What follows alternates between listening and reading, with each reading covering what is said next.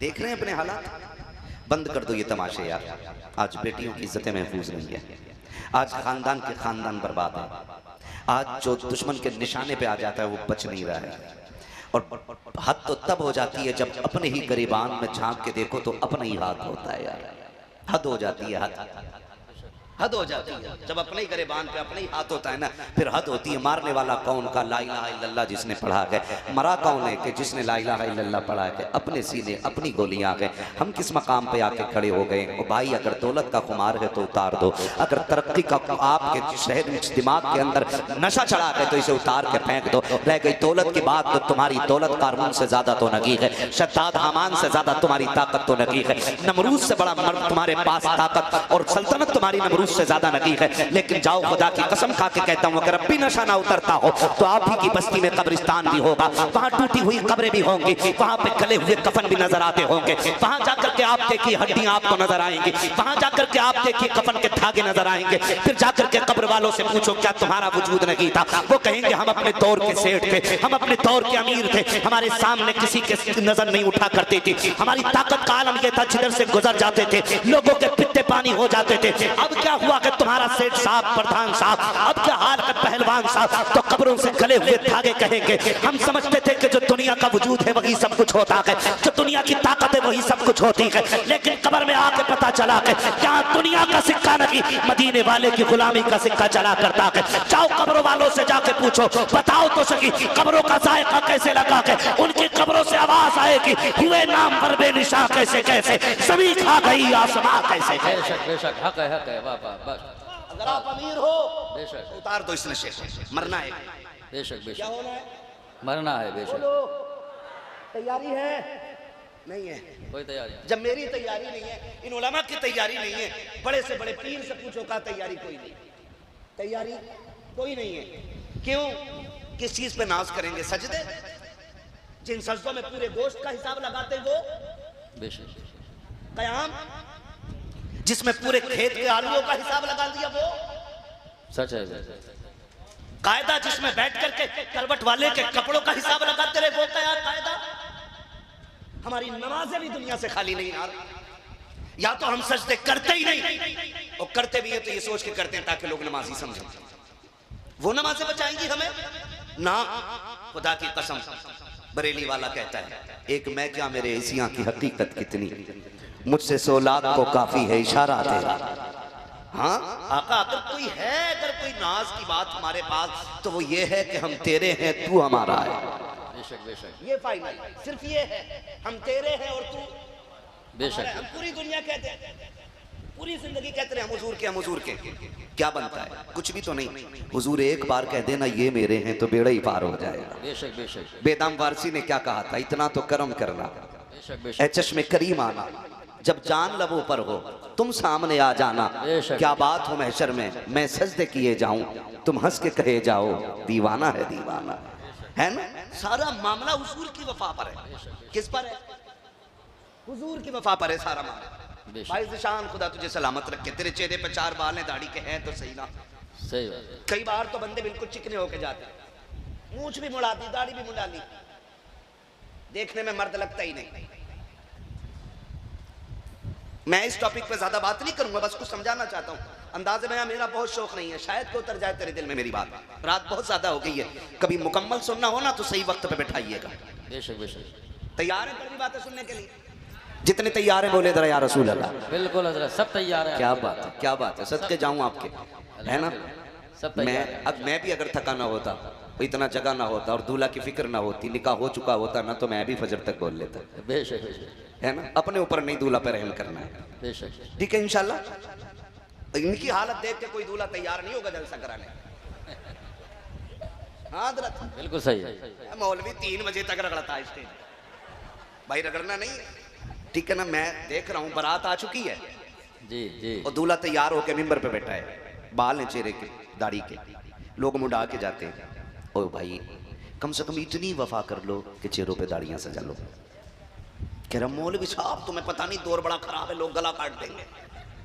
मैंने कहा तेरा मोहल्ले में गला कट रहा है, ये मौलवी हिंदुस्तान घूम रहा है। और दाढ़ी की बरकत हजरत बता दे, हक है, दाढ़ी की बरकत। बस में बैठो, करवट में कोई बैठने तैयार नहीं, सही बात है। आपने भी देखा होगा ना, बैठने तैयार, बैठ भी रहा तो डर डर के बैठ रहा है, कहीं फट ना जाए। यही दिमाग लगा रखा लोगों ने, तवज्जो है ना सारे लोगों की। मैं बेशक, बस बेशक। बताना चाह रहा हूँ, मैं बस में बैठे रोडवे, वो सॉरी फ्लाइट से उतरे तो वो बस होती है ना, इंडिगो बस, एयर इंडिया बस, ये होती है ना, उसमें लेके चले, मैं बैठ गया। अब कोई बैठता ही नहीं मेरी करवट में, सॉरी ऐसे देख रहे, मैं समझ गया।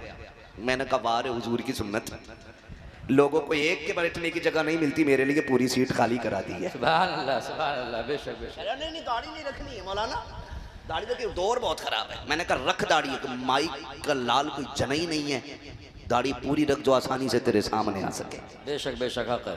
हाँ भाई, इस बात से दाढ़ी मुंडा देंगे हम कि जान का खतरा है, इस बात पर टोपियां उतार देंगे कि जान का खतरा है, इसलिए कुर्ते पजामे बदल देंगे कि जान का खतरा है। सुनो, किसी दुश्मन की बंदूक की नाल में उतनी गोलियां नहीं है जितने हुजूर के आशिकों के सीने चौड़े होते हैं। सुभान अल्लाह, बेशक बेशक।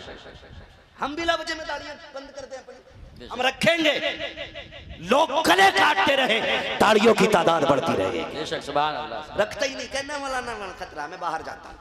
क्यों? जो दाढ़ी वाला बाहर गया लौटा ही नहीं, क्या हुआ? लोग दाढ़ी नहीं रखते। ओ भाई रखो दाढ़ी, रखो, एक तोहफा हुजूर को दे दो। आगे कह रहा मौलाना मेरे अब्बा मर गए, क्या अमल करूं, कौन सी नेकी करूं जो अब्बा बख्शा जाए? मैं कहता हूं सिर्फ एक कसम खा, जनाजे पे खड़े होके, दाढ़ी नहीं है ना तो जनाजे पे खड़े होकर रुख मदीने की तरफ कर, काका अपने बाप की जन्नत की नियत से आपकी सुन्नत की नियत कर रहा हूं। सुभान अल्लाह, सुभान अल्लाह। मैं नहीं जानता तेरे तीजे के चिन्हों में कितनी बार कलमा पढ़ा जाएगा, कितने लोगों के पढ़ने का सवाब मिलेगा, कितनों के नहीं, लेकिन बाप के जनाजे पे खड़े होकर के दाढ़ी रखने का वादा कर। खुदा की कसम, जब कब्र में तेरा बाप जाएगा, फरिश्ते मुस्कुरा के कहेंगे गुनाह तो बड़े करके आया है, लेकिन तेरे जनाजे पे खड़े होके तेरे बेटे ने बड़ी कसम उठा ली है, हुजूर की सुन्नत रखने का वादा किया है, जा रुखसती का मदीने से तेरी कब्र में पैगाम भिजवा दिया है। सुभान अल्लाह, सुभान अल्लाह, बेशक बेशक, जिंदाबाद।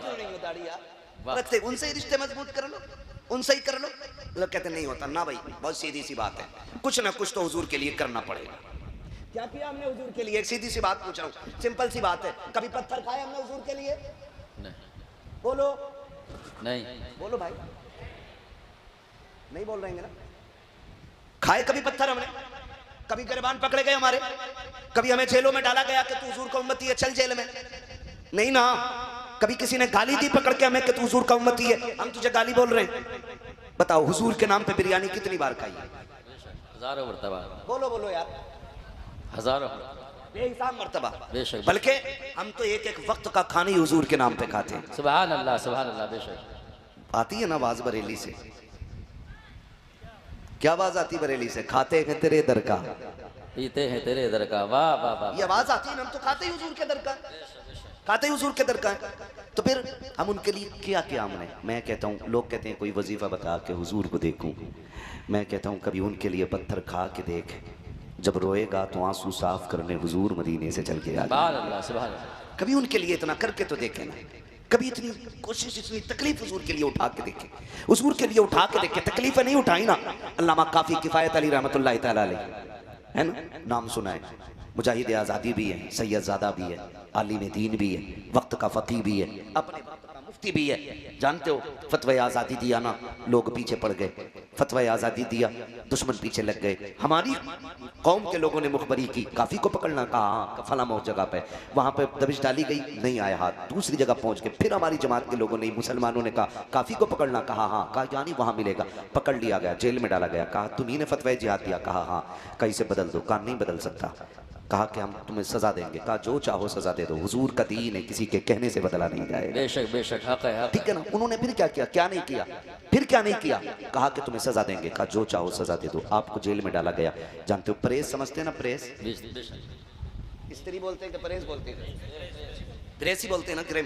प्रेस कर्म की और आपकी कमर पे लगाई गई, जिससे उसकी आपके बदन की खाल ना प्रेस के साथ छुट के आ गई। सैयदजादा करबला वालों की आल था, बेशक। तो फिर परहेज से क्या डर सकता था? जब देखा अब भी नहीं टूटा तो फिर नमक मिर्च छिड़का गया, आपके जख्मों पे काफी मान जाओ। कहा कि नहीं, हमने जो कह दिया है वही रहेगा, इसलिए कि हुजूर का दीन है, ये बदला नहीं जा सकता है। कहा काफी हो किस पत्थर के बने, हो किस पत्थर के बने, तुम मान जाओ, फतवा वापस ले लो, इलाज भी कराया जाएगा, आज़ादी भी दी जाएगी और तुम्हें किसी न किसी इलाके की सदारत सौंप दी जाएगी। आपने थूक दिया था सारे ओहदों पे, कहा मुझे सिर्फ हुजूर की गुलामी पसंद है और कुछ पसंद नहीं है। जब जलाया गया, आपके जख्मों पे मिर्चें डाली गई, नमक डाला गया और रात के सन्नाटे में फेंक दिया गया था कोठरी के अंदर। आप रोते रोते सोए, क्या देखते हैं ख्वाब में हुजूर तशरीफ ले आते हैं। जब आका करीम तशरीफ लाए हैं, आका करीम ने देखा काफी रो रहा है, मेरे लाल आंख में आंसू क्यों आए? कहा काफी इतने से दर्द से रो दिया, इतने से जख्म को लेकर रो दिया। कहा का दर्द की वजह से नहीं रोया। कहा फिर क्यों रोए हो? कहा इस ख्याल ने रुला दिया कि अगर पता होता हुजूर यहाँ मिलेंगे तो काफी कभी चुपता ना फिरता, काफी कब का अपने आप को गवर्नमेंट के हवाले करता और ये सितम बर्दाश्त करता।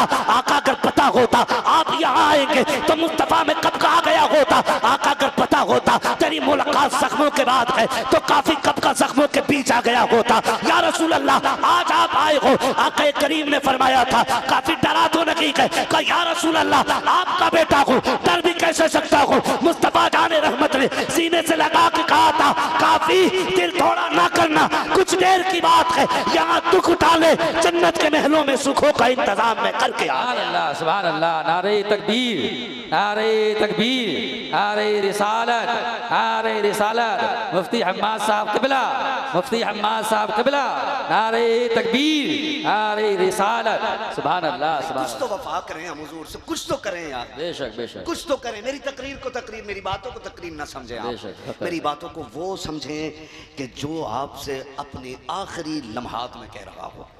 मेरी कोई गारंटी नहीं है मैं कल सुबह तक जिंदा रहूं, आपकी कोई गारंटी नहीं कल का सूरज आप देखें न देखें, नहीं मालूम किसी को। मैं अभी रास्ते में आ रहा था, अभी रास्ते में बदायूं से पहले कोई शहर था, मैंने वहाँ किसी काम से गाड़ी रोकी, मार्केट गया, मैंने देखा हट्टा खट्टा नौजवान, ऐसी उम्र होती है उसकी 20 या 22 साल, और बीच मार्केट में पड़ा है। एक बंदा बैठ के उसकी आंख बंद कर रहा है। मैंने कहा हुआ क्या? कहा ये ख़त्म हो गया है। मैंने कहा कौन है? कहा कि पता नहीं, किसी गांव से आया था, मौत का कुछ नहीं पता यार, कुछ नहीं पता यार, कुछ नहीं पता है। जवानी में मौत आ रही है, 11 साल के बच्चों को हार्ट अटैक हो रहा है ना। ये कहानी है, ये अचानक मौतों का होना, ये क़यामत की निशानी है। अचानक मौत का हो जाना ये क़यामत की निशानी है। इतनी करीब मौत हमारी है कि हमारा साया हमसे दूर है, मौत हमारे करीब है। बेशक, ये याद रखिएगा, मौत हमारे करीब। हमने क्या किया हुजूर के लिए? 4 बाल भी ना रख सके हुजूर के लिए। अभी अगर घर में ना कोई काम बिगड़ जाए, समर फेल हो जाए या घर में आग लग जाए, बाबा क्या हुआ कि आग लग गई है? कहा ले तावीज़ ले, अल्लाह सब ठीक कर देगा। पीर हमें 250 ग्राम का तावीज़ दे, हम लटका लेते हैं। हुजूर की सुन्नत के 4 ग्राम के ये बाल हमसे नहीं संभाले जाते यार। हमें हो क्या गया? हम खड़े कहाँ गए यार? कहाँ खड़े नौजवानों? मैं नहीं जानता किसके दिल में क्या गया, और मैं कभी किसी को ताना नहीं देता हूँ, मैं कभी नहीं कहता हूँ कि तुम ऐसे हो तुम वैसे हो, मैं नहीं जानता। इस महफिल में कोई ऐसा भी तो हो सकता है जब दुनिया सोती हो तो वो उठ के मदीने वाले पे दरूद पड़ता हो। सुभान अल्लाह, सुभान अल्लाह। मालूम है यार, फरमाया गया जहाँ 40 बंदे होते हैं वहाँ एक वली होता है, जहाँ 400 बैठे हों वहाँ कितने अच्छे लोग हो सकते हैं। मैं कहता हूँ आप मेरे लिए भी दुआ करें, अल्लाह मुझे उतना अच्छा कर दे जितना अच्छा लोग समझते हैं मुझे। मैं तो कहता हूँ सबके लिए आप एक दूसरे के लिए दुआएं किया करें, कुछ तो करें हुजूर के लिए, कुछ तो करें। मेरा भाई ज़ीशान आज दूल्हा बनाए, खुदा करे कि इनकी ज़िंदगी में खुशहाली आए। मुझे याद आती है कि बात, एक नौजवान का रिश्ता हुआ, तवज्जो है सारे लोगों की। एक नौजवान का रिश्ता हुआ, वो रिश्ता हो गया, रिश्ते के कुछ दिन बाद जब वो दूल्हा बनाना, तो दूल्हा बनने के बाद जब वो ससुराल पहुंचा तो उसके चेहरे पे दाढ़ी थी। ससुराल वालों ने लास्ट बात कह दी कि जब हमें ये लड़का पसंद नहीं है। कहा क्यों? हमें वही चाहिए जिसे हम देख के आए थे। बाप ने कहा वही तो है ना जिसे आपने अपनाया था। कहा ये वो नहीं है। कहा क्यों? कहा कि उसके चेहरे पे दाढ़ी नहीं थी। कहा पहचानो बेटा वही है। कहा है तो वही, लेकिन हमें दाढ़ी वाला लड़का नहीं चाहिए, इससे कहो ये दाढ़ी मुंडा दे वरना हम बेटी का निकाह नहीं करेंगे। जब इतनी बात कही ना तो लड़का देखता रह गया। उसने कहा अब्बा जी के क्या कह रहे हैं? कहा बेटे ये इनकार कर रहे हैं, अगर दाढ़ी रहेगी तो निकाह नहीं होगा। बच्चे ने कहा बा तेरी क्या राय है? कहा बेटे मेरी इज्जत का सवाल है, दाढ़ी मुंडा दे। बच्चे ने कहा बा दाढ़ी मुंडा दूँ, दाढ़ी मुंडा दूँ? अब्बा ये नहीं होगा। अब्बा ने कहा बेटे फिर रख लेना, आज तो मुंडा देना, निकाह हो जाएगा फिर कौन रोक लेगा, रख लेना दाढ़ी। बच्चे ने कहा ये नहीं हो सकता। बाप को गुस्सा आया, उसने कहा सुन तुझे एक काम करना पड़ेगा, या तो तुझे दाढ़ी मुंडानी पड़ेगी या फिर मुझसे रिश्ते तोड़ने पड़ेंगे। बड़ा मुश्किल मरहला था नौजवान बच्चे के लिए। दूल्हा भी बनाए, सामने दुल्हन है और फिर ज़िंदगी का आगाज़ भी है और फिर बाप की जायदाद और एक तन्हाई का सफ़र भी है। बच्चे ने कहा कुछ मौका दे। कहा सोच ले, जायदाद चाहिए, या फिर मेरी औलाद या मेरे रिश्ते ख़त्म करने।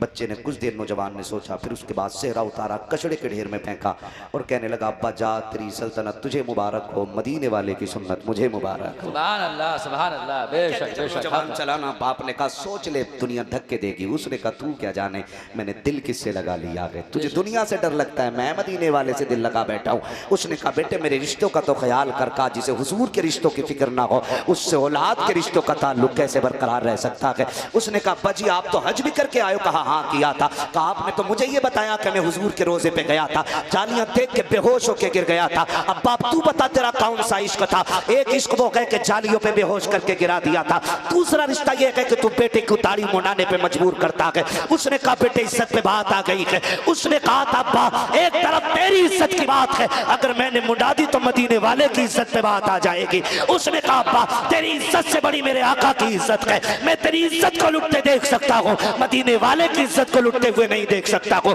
ये कह के बच्चा ठुकरा के चला गया। बाप ने सोचा चंद दिन के बाद आ जाएगा। बच्चा गैरत वाला था और गौ क्यों ना मदीने वाले का आशिक जो ठहरा था, इसलिए गैरत वाला था। 6 माह से ज्यादा गुजर गए, बाप के बगैर बच्चा जिंदगी काटता रहा। मौसम सर्दियों का आ गया, जब सर्दी का मौसम आया बच्चे के बदन पे एक ही लिबास था, नौजवान पे कोई कपड़ा नहीं। सर्दी ने बेकरार किया, ठंड लगी कहाँ जाए, किसके दरवाजे जाए। गैरत वाला था, सामने मस्जिद नजर आई, उसमें जाकर एक कोने में बैठ गया। कोने में बैठा, ठंड फिर भी लगती रही। फिर एक चटाई को लिया, कपड़े की चटाई को लपेटा, एक कोने में बैठ गया। जो उस बस्ती का सबसे बड़ा अमीर था, उसके ख्वाब में हुजूर तशरीफ ले आते हैं, फरमाते तू बिस्तर पे लेटा है और मेरा चाहने वाला तेरी मस्जिद में बेयारो मददगार बैठा है, जल्दी कर उसके आराम का इंतजाम कर। वो तेजी से दौड़ा, दौड़ करके मस्जिद में आया, आके चारों तरफ देखा, कोई नजर नहीं आया। फिर ख्याल आया हुजूर ने बताया कि कोई ना कोई तो है जरूर, अगरचे मुझे नजर नहीं आ रहा है। उसने चारों तरफ तलाश किया, जब सबको उठाया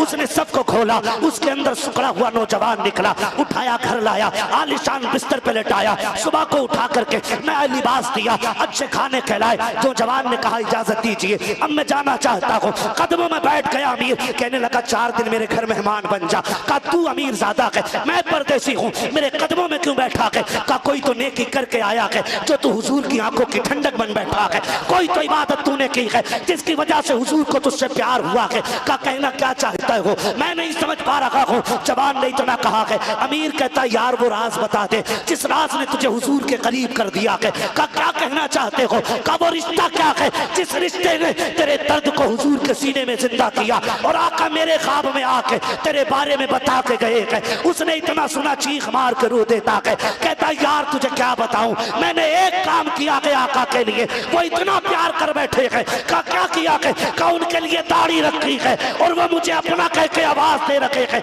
वो ये कह रहा था खुदा की कसम, उसने रो के कहा था सेठ तुझे क्या बताऊं, तुझे क्या बताऊं हमारी बेवफाई पर। वो इतना प्यार करते हैं, अगर हम बावफा होते तो क्या होते। फिर मदीने से आवाज आती है, फिर मदीने से आवाज आती है, दिल तो क्या चीज है, हम रूह में उतरे होते, तूने चाहा कि नहीं चाहने वालों को। सुभान अल्लाह, सुभान अल्लाह, बहुत अच्छे।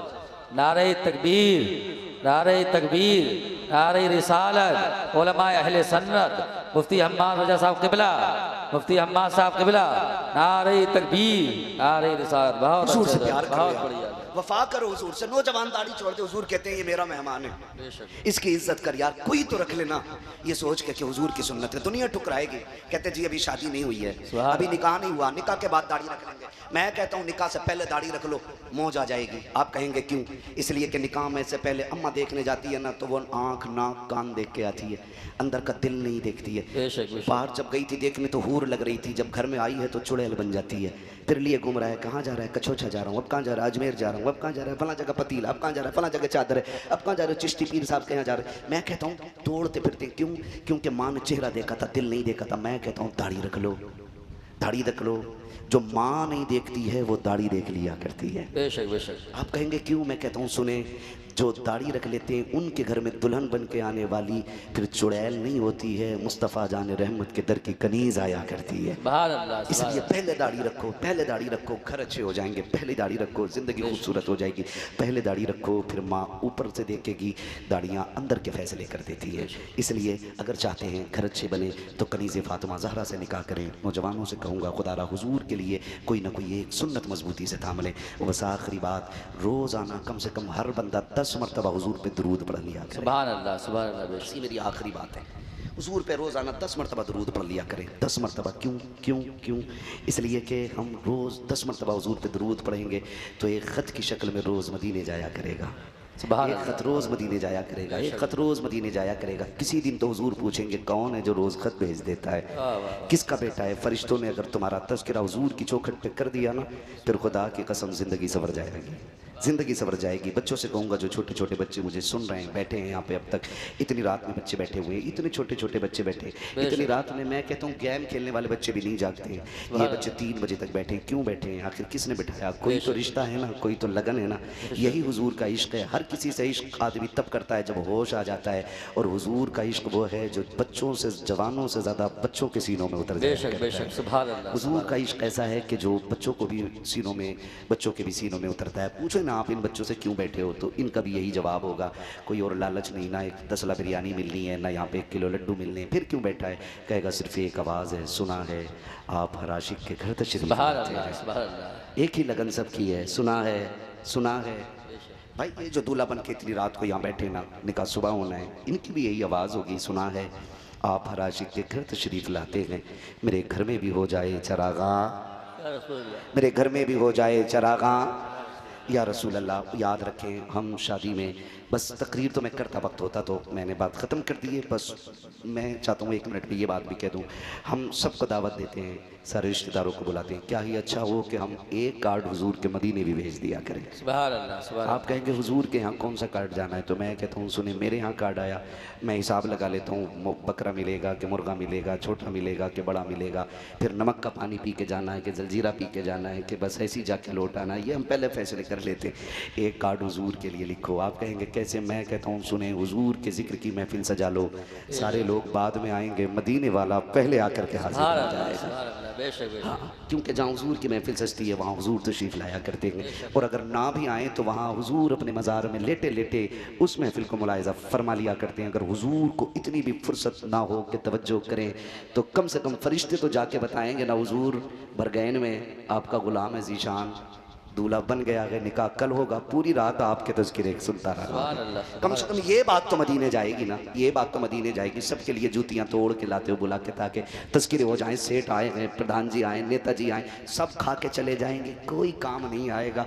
एक कार्ड हुजूर के यहाँ जिक्र का भेज दिया करो, खुदा की कसम यहाँ आएंगे तो ये महफिल भी कामयाब हो जाएगी, और मैदान क़यामत वाली महफिल भी कामयाब हो जाएगी। वहाँ भी महफिल लगनी है, काश महशर में जब उनकी आमद हो, और भेजें सब उनकी शौकत पे लाखों सलाम, तो मुझसे खिदमत के कुछ कहें हाँ रजा, मुस्तफ़ा जाने रहमत पे लाखों सलाम। जहाँ ये सलाम भी होना है, इंशाल्लाह करेंगे, इंशाल्लाह करेंगे, इंशाल्लाह। फरमाया गया वाम्मा बिनिअमति रब्बिका फहद्दिस, अपने रब की नेमतों का खूब खूब तज़किरा करो, खूब खूब चर्चा करो।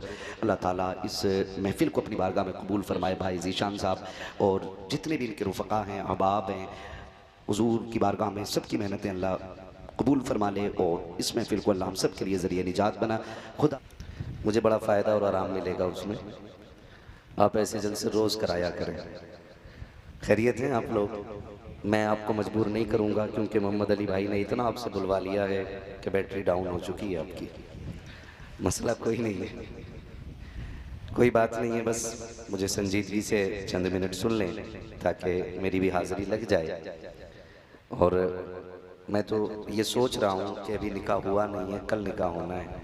मैं हजरत से कह रहा था कि निकाह कब है? बोले कल 8 बजे। मैंने कहा दूल्हा कहाँ मिलेगा? हाँ भाई, 8 बजने में कितने घंटे बचे मोहम्मद अली भाई? 5 घंटे बचे, ठीक है ना। 6 घंटे की नींद बड़ी लाजिम होती है, ज़रूरी नहीं है 3 बजे उठ के जाएं तो जाते ही सो जाएं, ठीक है ना। सही वक्त पे इंशाल्लाह निकाह भी होगा, और सही वक्त पे सलातो सलाम भी होना है। खुदा आपको सलामत रखे, आपकी मोहब्बतों का शुक्रिया कि इतने वक्त तो दरख्त भी सो जाया करते हैं, आप तो फिर भी इंसान में जाग रहे हैं। ये मोहब्बतें हैं आपकी, अल्लाह आपको जज़ाए खैर दे। थोड़ी देर मुझे मोहब्बतों से बर्दाश्त कर लें। मैं जानता हूँ कि कड़वे आदमी को शुरू में वक्त दे दिया जाए तो अच्छा लगता है, क्योंकि एक तो वैसे ही वो कहते हैं ना, एक तो थी कड़वी और चल गई नीम के पेड़े पे, करेले की बेल, तो और ज़्यादा कड़वाहट आ जाती है। एक तो बातें कड़वी रहती हैं, ऊपर से फिर मोहम्मद अली भाई के बात बोलने मिले तो जाहिर है ना, इतनी मीठी नहीं होती। खैरियत है ना सारे लोग? जरा कह दें या रसूल अल्लाह। या अल्लाह जितने लोग कुंवारे हैं, माँ बाप की आंखों के तारे हैं, कुछ दुआ भाई मोहम्मद अली ने कर दी थी और कुछ कह दिया कि तुम कर देना, तो जो मेरे हिस्से की रह गई मैं पहले कर दे रहा हूँ। खुदा इन जवानों को सलामत रखे और खुदा इनकी ज़िंदगी में वो दिन लाए कि इनके भी सेहरे बंधे और इनके भी माँ बाप की आंखों की आंखें ठंडी हों, और खुदा हर जवान के माँ बाप को ये मुबारक दिन दिखाए। आमीन कह सकते हैं? हाँ, इस पर शादीशुदा आमीन कहने ही तैयार है। मेरी बातें ऐसी रहती हैं, दूसरी एक के मारे दूसरी की बात ना करें, ठीक है ना? अल्लाह सबको सलामत रखे, खुदा सबको ये मुबारक दिन दिखाए। ये नाज ये अंदाज हमारे नहीं होते, हम सुन्नियों की बड़ी मजबूरी है, आदत ही ऐसी है। दुख मिलता है तब भी नबी नबी करते हैं और सुख मिलता है तब भी नबी नबी करते हैं, इसलिए कि हम जानते हैं कि कोई भी सुख उस वक्त तक हमें नहीं मिलता जब तक हुजूर की ठोकरों से गुजर के नहीं आता है, और किसी भी दर्द का इलाज उस वक्त तक नहीं होता है जब तक मदीने वाले मसीहा का इशारा नहीं होता है। मेरा इमाम कहता है जिनके तलवों का धोबन है आबे हयात, है वो जाने मसीहा, है वो जाने मसीहा हमारा नबी। मोहम्मद अली भाई ने अपने अंदाज में पढ़ा, उसको मैं अपने अंदाज में कह रहा हूँ, लेकिन आपने ना दोनों के नंबर पे अच्छा ही पढ़ा है, ठीक है ना? है वो जाने मसीहा हमारा नबी, और क्यों ना हो कौन देता है देने को मुँह चाहिए, देने वाला है सच्चा हमारा नबी। हमारा उसूल है कि मरने की तरफ देख न जीने की तरफ देख, जब चोट लगे दिल को मदीने की तरफ देख। हमारा रिश्ता हुजूर से बड़ा गहरा है, और भाई ज़ीशान साहब और इस तरह के निकाह की मौक़ों पर हुजूर के ज़िक्र की महफिल सजाने वाले ये ज़ोरदार तमाचा लगाते हैं उनके चेहरों पर कि जिनकी शादियां होती हैं और डीजे बजाते हैं, जो दूल्हा बनते हैं और बहन बेटियों को गानों के आगे नचाया करते हैं। ये वो ज़ोरदार थप्पड़ है जो आखिरी सांस तक एहसास दिलाएगा कि निकाह हुजूर की सुन्नत थी तो फिर बातें भी हुजूर की होनी चाहिए थी। मैं नहीं समझता हूँ कि यहाँ पे कोई भी नाफरमान बेटा आया होगा या किसी गलत परवरिश का नतीजा यहाँ बैठा होगा। मैं जानता हूँ कि हुजूर की महफिल में ऐरे गैरे नहीं आया करते, हुजूर की महफिल में वही आते हैं जिन्हें मुस्तफ़ा बुलाया करते हैं। उम्मीद करता हूँ यहाँ जितने जवान ऐसे हैं जिनके अभी निकाह नहीं हुए हैं, खुदा करे वो दूल्हा बने तो ये खुल के ऐलान हो कि दूल्हा हम बनेंगे, सेहरा मदीने वाले को पढ़ा जाएगा। होगा ना इंशाल्लाह? ऐसे ही वादा करते हैं ना इंशाल्लाह। ये एक ज़ोरदार थप्पड़ रहता है कि निकाह का मौका हो और हुजूर के तज़किरे हों तो कई लोगों मन चलों के ना तबीयत पे ये बोझ भी गुजरता है। कई बार कहते हैं लोग, अरे यार मिलाद तो 40 में भी हो जाती है, जिक्र की महफिल तो बरसी में भी हो जाती, निकाह तो एक बार होता है। मैं कहता हूँ बेटे, निकाह एक बार होता है ना तो मौत भी एक ही बार आनी है। बेशक ये जिंदगी एक बार मिलनी है, इसलिए इसको इतनी बेहतर कर लो, इतनी बेहतर कर लो कि जब जनाजे कब्र में जा रहे हो ना तो किसी को बताने की जरूरत न पड़े, तुम्हारे कफन की खुशबू कह दे लहद में इश्क रुखे शह का दाग लेके चले, अंधेरी रात सुनी थी चराग लेके चले, तेरे गुलामों का नक्शे कदम है राहे खुदा, वो क्या भटक सके जो ये सुराग लेके चले। एक ऐसी जिंदगी हमारी होनी चाहिए। ये मुख्तसर सी जिंदगी है, कम वक्त में गुजर जाने वाले ये अय्याम, ये कवारों के भी गुजरने हैं, शादीशुदा लोगों के भी गुजरने हैं। मौत उन्हें भी आनी है जो जिंदगी की खुशियों में नबी नबी करते रह गए, मौत उन्हें भी आनी है जो खुशी के मौके पर बहन बेटियों को नचाते रह गए। लेकिन जब तारीख लिखी जाएगी तो साफ साफ जली हुरूफ में लिखा जाएगा कि जो गैरत वाले माओ के गैरत वाले लाल थे वो निकाह के मौके पे हुजूर की बातें करते रहे, और जो बेगैरत माओ के बेगैरत बेटे थे वो निकाह के मौके पे बहन बेटियों को नचा कर देखते रह गए। मैं बस एक एहसास पैदा करना चाहता हूँ और एक दस्तक देना चाहता हूँ, अंदाज़े बयां मेरा बहुत शौक नहीं है, शायद कि उतर जाए तेरे दिल में मेरी बात। मैं बहुत लंबी गुफ्तगू नहीं करना चाहता, चंद बातों में एक पैगाम देकर के बात समेटना चाहता हूँ। अल्लाह करे आज के बाद भरगैन जैसी जमीन पर जब भी कोई दूल्हा बने, जब भी कोई दूल्हा बने, जब भी कोई दूल्हा बने, ये ऐलान साफ होना चाहिए, उम्मती हुजूर के हैं तो फिर चर्चे भी हुजूर ही करेंगे। सुभान अल्लाह, सुभान अल्लाह, बेशक बेशक, जिंदाबाद, बहुत अच्छा है, बहुत बढ़िया। ये मेरी जमात के बड़े कद्दावर लोग बैठे हुए हैं, मुफ्तियान इकराम हैं, बेशक बेशक, जिम्मेदार लोग बैठे हुए हैं। हाँ माफ कीजिएगा, मैं अपनी जमात की इस कद्दावर कौम से भी मैं कहना चाहूंगा, खुदारा एक उसूल बना लो कि जिस बारात में डीजे होगा उसका निकाह नहीं पढ़ाएंगे। बेशक, वाह वाह, ये उसूल बनना चाहिए, बोलो बनना चाहिए। बेशक, मैं ये वोटिंग से ले रहा हूँ, ये इलेक्शन मेंबर का बोलना चाहिए भाई, ये निकाह बोलो, हक बात है। मैं जानता हूँ गलती हो जाती है ना, कैसे अगर मैं ना जाऊं निकाह पढ़ाने के लिए ना, तो कहते हैं चल कोई बात नहीं, हमारा निकाह गुड्डू पढ़ा देगा, पप्पू पढ़ा देगा, भूरा पढ़ा देगा, कोई ना मिला चल कल वही पढ़ा दे।